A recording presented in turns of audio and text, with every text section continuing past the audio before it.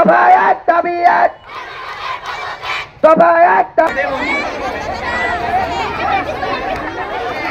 বরাবর জেলা প্রশাসক লালমনিরহাট 32,000 উচ্চ বিদ্যালয় প্রধান শিক্ষক জনাব মোহসেনা জানান মহিলা আওয়ামী লীগের কার্যক্রম পরিণত করার ইচ্ছার বিরুদ্ধে মেয়েদের বিভিন্ন সেশন ফিশন সহ সেশন ওয়েব এবং মিনা আপার গতিতে বিদ্যালয়ের নামে বিভিন্ন উন্নয়নমূলক বরাদ্দ প্রদর্শন পূর্বক সভাপতির স্বাক্ষর ব্যতীত ভালো করে শুনবেন।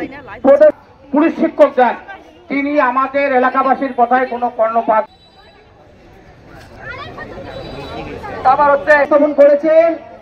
এখানে আমার বলার আর কিছু নাই। যে অভিযোগগুলো করা হয়েছে এগুলো একেবারেই সত্যি। এখন আমাদের একটা প্রতিষ্ঠানে